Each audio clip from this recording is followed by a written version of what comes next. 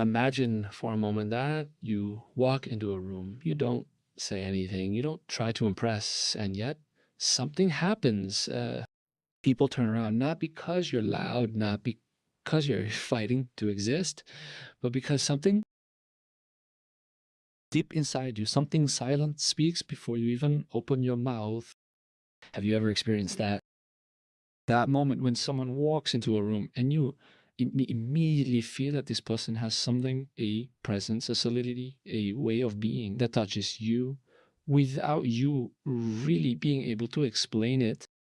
Today, I would like us to explore this mystery together. This mystery of silent respect is a ability that some people have to earn respect, not through their words, their status, their money, or their titles, but through their actions, through their way of being in the world. And I say the word mystery intentionally because in our modern societies, we have been taught that to be respected, we must speak loudly, show ourselves, and claim our place. We have been told that silence is a sign of weakness, that to remain silent is to submit. But after years spent supporting human beings in their fragility, their strength, and their transformation, I can tell you with certainty that it is exactly the opposite. The most respected people I have met in my life did not seek respect. They did not ask for it. They did not fight to obtain it. They radiated it naturally. And this radiance came from gestures, small everyday gestures that are often invisible but deeply rooted in a way of being. That is what I want to talk to you about today. 5 gestures, 5 ways of being in the world that make others respect you without you having to say a single word. You. 5 gestures that deep down reveal who you really are. So make yourself comfortable to take a deep breath and let yourself be accompanied on this exploration, because what we are going to go through together today is not a list of advice to check off. This is an invitation to look within yourself, to understand what your body is saying. When your mouth is silent, to understand what your presence communicates even before you utter your first word. I am Christophe André, and I am happy that you are here today. Let's start with something fundamental, something that we almost always underestimate, something that we think is acquired, natural, obvious, and yet which makes all the difference in the way others perceive us. The first gesture is the way you hold your body. I am not talking about a military posture. I am not talking about those injunctions that were given to children in the past. Stand up straight, don't slouch, stop hunching over. Whoa. But I am talking about something much more subtle, much deeper than that, Tatibu. I am talking about the alignment between what you feel inside and what he expresses on the outside. Let me tell you something. A few years ago, I met a woman at a mindfulness workshop. She had come because she was suffering from a deep lack of self-confidence. She told me, people don't listen to me. I talk and they look at me as if I don't exist, as if my words don't matter. And when I watched her, not her words, but her body, I understood something important. Her shoulders were hunched forward as if to protect herself. Her gaze was often directed downward. Her voice, even when she was affirming something, always ended by rising like a question, as if she were asking permission to exist. What her body was saying was, I'm not sure I have the right to be here. And others heard it, not with their ears, but with their limbic brain, that ancient part of us that picks up signals of safety and threat in a fraction of a second. Neuropsychology teaches us this very clearly. We assess others in the first few seconds of meeting them. And this assessment is made almost entirely on non-verbal data.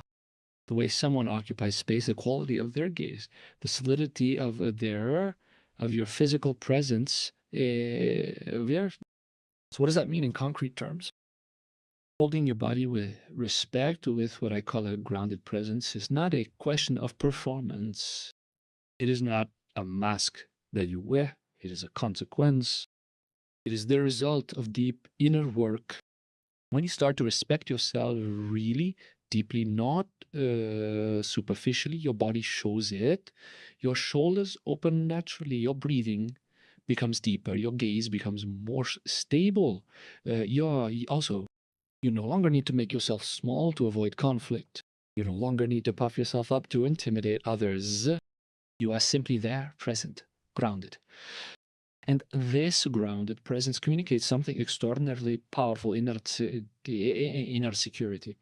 People who respect you without you saying a word do not respect you because you are tall or handsome or well dressed. They respect you because you seem to inhabit your own space with ease, because you do not seem to need their approval to exist. Yes. And paradoxically, it is exactly this lack of need for approval that generates approval. There is a phrase in Eastern wisdom that I really like. The tree with the deepest roots is not afraid of the storm. When you are anchored in yourself, external turbulence, criticism, judgment, and the looks of approving, people no longer pass through you in the same way.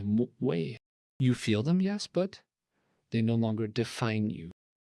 So I invite you to do a little experiment right now. While you listen to me, become aware of your posture at this moment. Where are your shoulders? Where is your chin? Are you breathing? Sit deeply or shallowly, and without judging yourself, without forcing yourself, let your body settle a little more open, a little more grounded, as if you were placing your feet on the earth, and the earth was truly supporting you. This simple gesture, this silent readjustment, is the first step towards an inspiring presence, respect. Now I would like to go further, because posture alone is not enough. There's a second gesture, intimately linked to the first, that completely transforms the way others experience their relationship with you. The second gesture is the quality of your listening. When I say listening, I am not talking about simply hearing the other person's words. I am talking about that rare, almost precious quality of complete presence. That moment when you are so present, so available, that the person in front of you feels it in their entire body. We live in a world of constant distraction. Our brains are bombarded with information, notifications, and stimulation. And in this environment, true attention has become an extraordinarily rare resource, perhaps the rarest of all. Think about the last time someone truly listened to you. Not someone who was waiting for their turn to speak, not someone who was looking at their phone out of the corner of their eye, not someone who was preparing their response while you were still talking, but someone who was there with you entirely, who was watching as if your words were the only words that mattered at that moment. How did that make you feel? I bet you felt important, seen, heard, read, respected. And now the question that changes everything. Do you offer this gift to others? In my practice, I have observed something fascinating. The people that everyone describes as charismatic, magnetic, inspiring are not necessarily the brightest or the most eloquent. They are often the best listeners.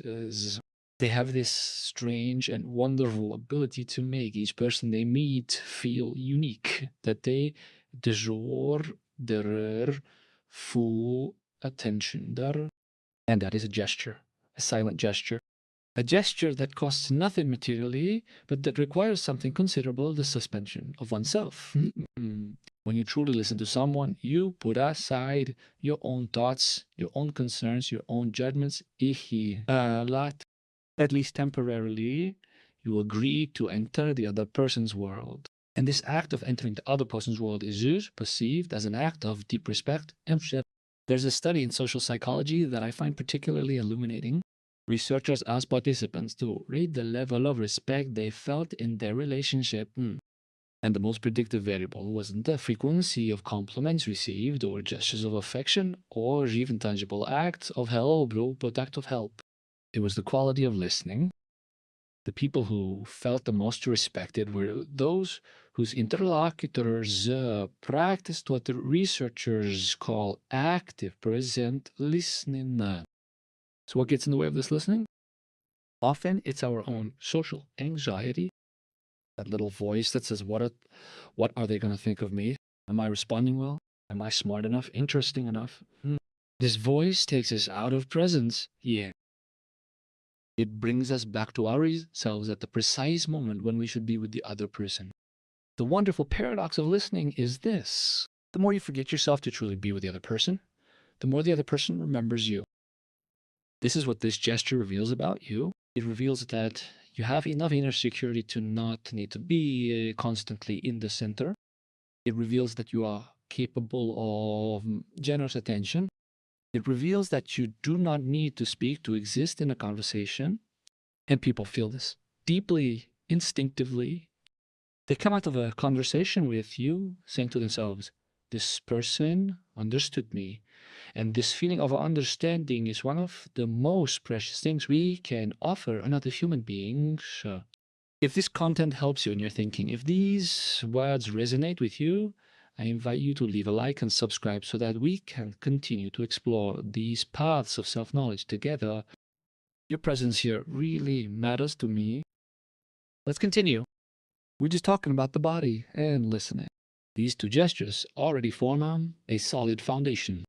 But there is a third gesture that, in my opinion, is perhaps the most underrated of all.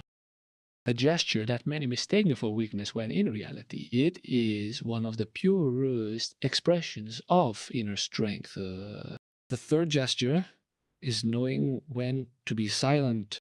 We live in a culture of frenetic speech everywhere, all the time. We need to have an opinion, we need to comment, we need to react. Silence is often perceived as a void to fill, an embarrassment to dissolve, a weakness to mask. How many times have you spoken or heard someone speak not because they had something important to say, but simply to keep quiet? This anxious chatter, as I call it with much kindness, is in reality a form of fear. The fear of silence, the fear of what the other person might think in that silence. The fear of not being interesting enough, present enough, or even chose a silence, inhabited silence, conscious silence. That's a whole other story. I remember a man I met at a conference on contemplative meditation laws, and he was an elderly man with an extraordinary presence, calm, composed, biased. He didn't say much, and yet when he did, everyone stopped. Not because he spoke loudly, not because he imposed his authority, but because his words came from the silence. They had been chosen, weighed. He conveyed something that words spoken in haste never convey. The density of reflection. Someone told me that day, when talking about him, you can tell that he only says what he really thinks. And that sentence struck me because it says something essential. The trust we place in someone's words is directly linked to our perception that these words are the fruit of sincere reflection and not an impulsive reaction or a social performance. Silence, when chosen, communicates several things at once. First, it communicates self-control, the ability not to react impulsively, to take a moment before responding. In a fast-paced world, where everyone reacts on the spur of the moment, this silent pause is immediately perceived as a sign of emotional maturity. Second, it communicates respect for what someone else has to say.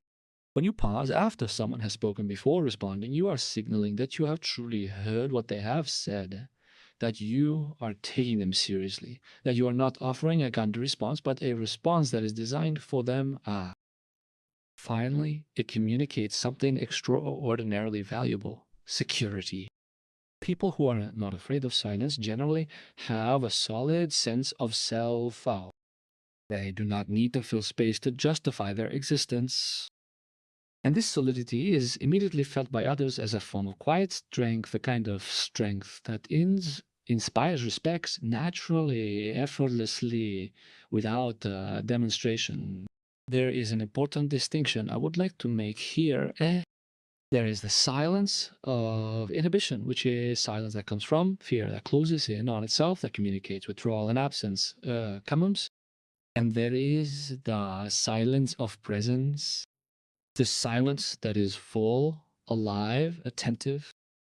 The silence that says, I am here, I hear you, I take my time. The first comes from lack, the second comes from abundance. And the difference can be seen, felt, and breathed into the space between two people. So I ask you this question gently. In your daily life, what kind of silence do you exhibit the most? Are you silent because you are afraid? Or are you silent because you choose to let the other person's words resonate before you respond? This distinction changes everything, absolutely everything, and it naturally leads us to the fourth gesture.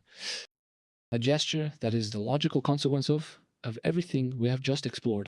A gesture that brings together posture, listening, and silence into something even greater. Fourth gesture is consistency between your values and your actions. I know you perhaps expecting something more concrete, a physical gesture, something to with your hands. But consistency is actually the most visible gesture there is because it is not seen in an isolated moment. It is seen over time in repetition and consistency.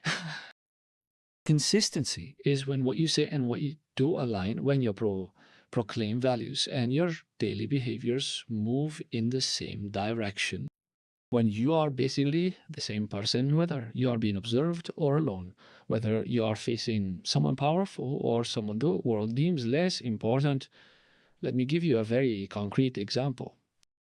We all know people who talk about respect, who advocate kindness, who describe themselves as sea caring, but who treat waiters in a restaurant with condescension, who are charming to the boss and unpleasant to the secretary, who uphold values in public but betray them in private. How do you feel when you are faced with these people? Even if you can't always articulate it clearly, something inside you perceives them as unreliable, as unsound, because what you observe is inconsistency, détruisent. And inconsistency breeds mistrust. Now think of a person in your life, maybe a teacher, a grandparent, a friend, a colleague you deeply respect, someone whose respect for you is obvious, natural, undeniable, or sure. I bet this person is consistent. I bet they are the same with everyone. I bet these actions match these words. Consistency is the foundation of trust, and trust is the foundation of lasting respect. What this consistency reveals about you is immense. Bandrao. It reveals that you respect yourself enough not to bend to social pressure, not to change your face to suit the advantages you might gain. It reveals that you have a inner access and inner goal that does not shift with circumstances. In a world that is increasingly fragmented, increasingly performative, increasingly hidden, this simple, humble, everyday consistency has become a form of dazzling rarity. There is something profoundly restful about being around consistent people. You don't have to decode what they really think. You don't have to look for a hidden agenda. You don't have to wonder if their kindness is strategic. With it, what you see is what you get. And this transparent simplicity creates a space of relational security that is extremely valuable. Of course, no one is perfectly consistent all the time. We are all human. We all have moments of contradiction, fatigue, moral weakness, or to pick again. That's not what I'm talking about. I'm not talking about impossible perfection. I'm talking about a general orientation, a sincere, regular effort to align who you want to be with how you actually behave. And when you stray from this alignment, and it will happen because it's human nature, consistency also means knowing how to recognize it, knowing how to say, I was wrong, what I did doesn't correspond to what I believe. This ability to be honest about one's own inconsistencies is perhaps the highest form of coherence itself.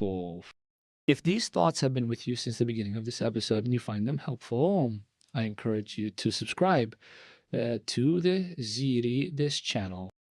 It's a simple gesture, but it allows us to continue to create this space for reflection and growth together. And if you know someone who is going through a period of personal questioning, share this episode with them. Perhaps these words will come at the right time. We now come to the fifth and final gesture, the one that in a way contains all the others, émotionnel, the one that is simultaneously the simplest and the most difficult, and the one I could have written an entire book about.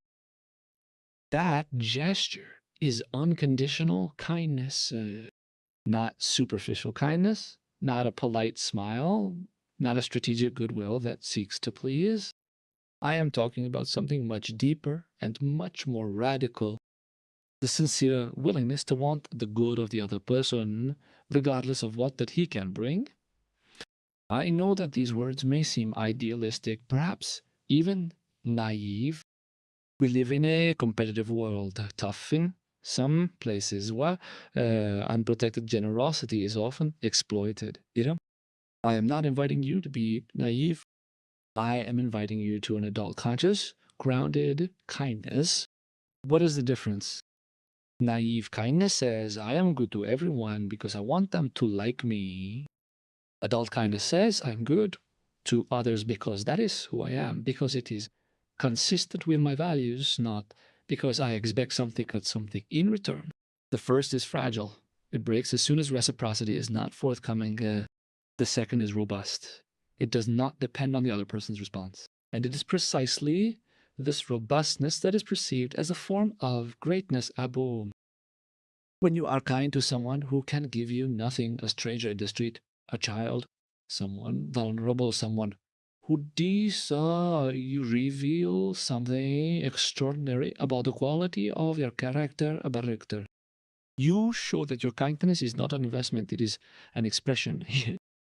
I often think about the way the great humans I have had the chance to meet in my life, some doctors, some teachers, some parents, treated people who had no power over their lives. But it is in these moments, in these asymmetrical relationships where kindness is not mandatory, that true character is revealed.